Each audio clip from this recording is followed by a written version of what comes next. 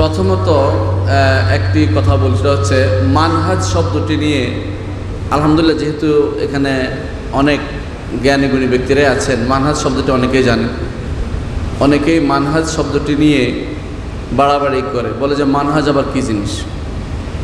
কিন্তু মানহাজ শব্দটি আসলে একটা শারঈ শব্দ। আল্লাহ তাআলা কোরআনে কারীম বলেছেন লিকুল্লিন জাআলনা মিনকুম শিরআতাম ওয়া মিনহাজা। মিনহাজ এর কাছাকাছি শব্দ হচ্ছে মানহাজ। নাহাজা ইয়ানহাজু অর্থাৎ সালাকা ইয়াসলুকু, কোনো পথ, কোনো স্বচ্ছ পথ অবলম্বন করার নাম মানহাজ। যেই পথটা স্বচ্ছ, গোপনীয়তা নেই, যেখানে কোনো বাঁকা নীতি নেই, যেখানে কোনো ব্যক্তিগত স্বার্থ চলে না, সোজা একটা পথ, এটার নাম হলো মানহাজ। এই জন্য ইমাম যারা লোগাবি তারা সবাই বলেছেন মানহাজের অর্থই হচ্ছে যে সহজ সরল স্বচ্ছ পথে চলেছে, সোজা পথে চলেছে, যেই পথটার মধ্যে স্পষ্টতা আছে, অস্পষ্টতা নেই। অস্পষ্টতা যেটা নেই সেটা হচ্ছে মানহাজ। তাহলে আকীদা এবং মানহাজের মধ্যে একটু জিনিস আছে। আকীদাটা আসলেই মানুষের অন্তরে থাকে, তাই না? আকীদায় দেখা যায় না, কিন্তু মানহাজের মাধ্যমে প্রকাশ পায় যে লোকটার আকীদা শুদ্ধ কি না। আপনি কি আকীদা পোষণ করেন এটা অনেক সময় মানহাজে ভুলও হয়ে যেতে পারে। ধরেন আপনি জানেন আর রহমান ও আল্লাহ ইস্তাওয়া, এটা অর্থ জানেন, আপনি জানেন না, এবং আপনি বিশ্বাস করেন যে আল্লাহ তাআলার সিফাতকে কোনো রকমের অপব্যাখ্যা করা যাবে না, শব্দ অর্থ করতে হবে, কিন্তু অর্থ করতে গিয়ে আপনি ভুল করেছেন। এটা হচ্ছে মানহাজি ভুল, চলতে গিয়ে পথ ভুল করে ফেলেছেন। সুতরাং একজন ঈমানদার দুই দিকে শুদ্ধ হইতে হয়, আকীদাও শুদ্ধ হইতে হয়, মানহাজও শুদ্ধ হইতে হয়। শুধু আকীদা শুদ্ধ আছে বললে হবে না, আপনি চলার পথটা শুদ্ধ আছে কিনা দেখেন। আপনি হয়তো দেখবেন মুখস্থ করে ফেলছেন অনেক কিছু আকীদার, কিন্তু চলতে গিয়ে ভুল করে ফেলছেন, তাহলে মানহাজে ভুল হয়ে যাচ্ছে। সেই জন্য মানহাজটা খুব গুরুত্বপূর্ণ একটি সাবজেক্ট। মানহাজটা শুদ্ধ করে নিতে হয়। তার সাথে যদি যোগ হয় মানহাজুস সালাফ, সালফে সালেহিনের, তার সাথে যদি মানহাজুস সালাফ যদি একসাথ হয়, তাহলে অর্থ কিন্তু আরেকটু বোল্ড হয়। কারণ খারাপ লোকের পথ, দুষ্ট লোকের পথ, ভিন্ন ভিন্ন পথ আছে, কিন্তু আমাদের জানতে হবে সালাফের পথ। সালাফ কিভাবে চলেছেন, সালাফ কি পদ্ধতি অবলম্বন করেছেন, কোন নীতিতে তারা ছিলেন, কোন রীতি অনুসারে তারা চলেছেন, এটা হচ্ছে মানহাজুস সালাফ। এখন সালাফ কারা? সালাফ শব্দটির আরবি অর্থ হচ্ছে যারা চলে গেছে, মাদা। এই জন্য আল্লাহ তাআলা কোরআনে কারীম বলেছেন আফাল্লাহু আম্মা সালাফা, যা চলে গেছে তার আল্লাহ তাআলা ক্ষমা করে দিবেন।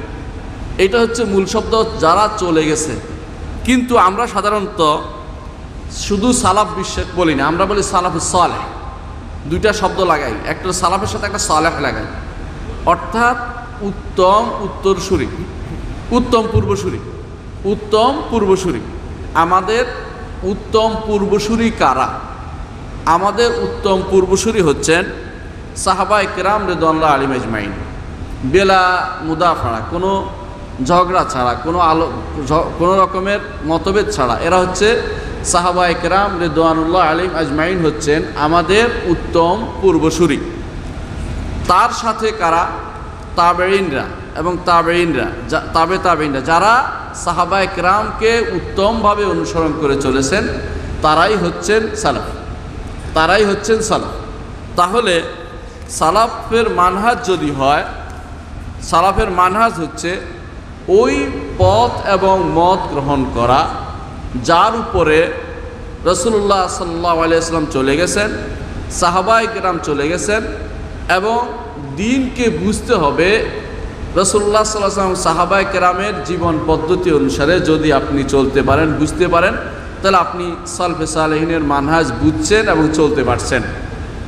বুঝতে পারছেন কথাটা?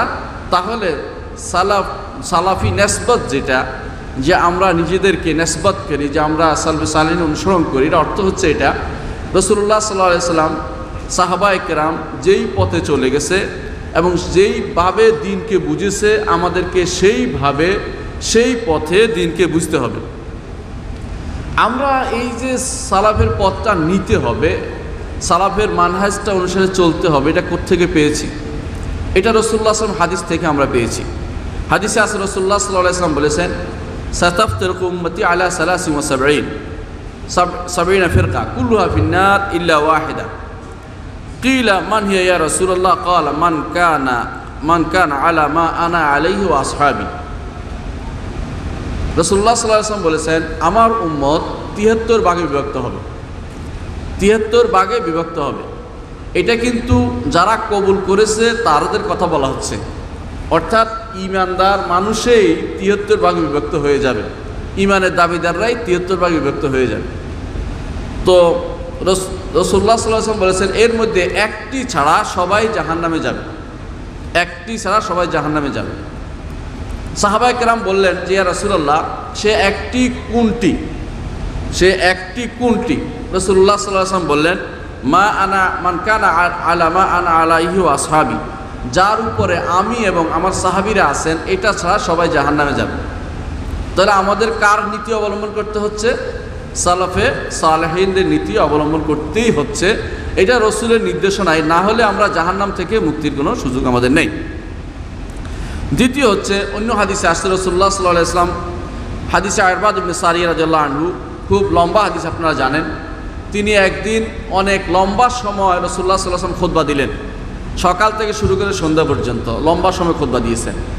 এর মধ্যে লম্বা খুতবা দেওয়ার কারণে সাহাবায়ে কেরাম বললেন যে ইয়া রাসূলুল্লাহ, আপনি মনে হচ্ছে যেন আমাদেরকে বিদায়ী ভাষণ দিলেন, আপনি আমাদেরকে ওসিয়ত করুন। রাসূলুল্লাহ সাল্লাল্লাহু আলাইহি ওয়াসাল্লাম তখন ওসিয়ত করলেন, উসিকুম বিতাকওয়াল্লাহ, আমি তোমাদেরকে প্রথম ওসিয়ত করছি আল্লাহর তাকওয়ার, ওয়াসসামঈ ওয়াত তাআ, এবং আনুগত্য করার এবং শোনা এবং আনুগত্য করার।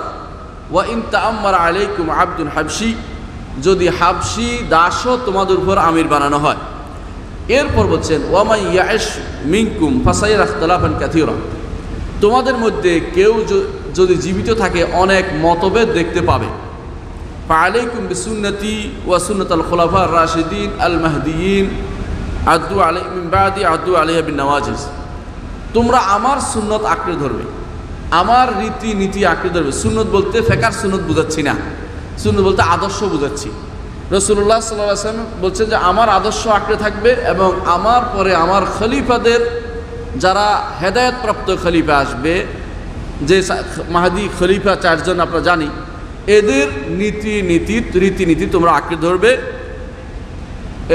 বুড়ো আঙ্গুল দাঁতের কামড় দিয়ে হলেও, অর্থাৎ যেহেতু ছুটে না যায় সেই জন্য এটা বলেছেন, কারণ যে সামনের দাঁতে হলে ছুটে যেতে পারে, আর ভিতরের দাঁত দিয়ে, গোড়ালির দাঁত দিয়ে ধরলে ছুটে যাবে না। অর্থাৎ এইভাবে তোমরা দাঁত দিয়ে, গোড়ালির দাঁত দিয়ে হলেও তোমরা এই সুন্নত আদর্শকে তোমরা ধরে রাখবে।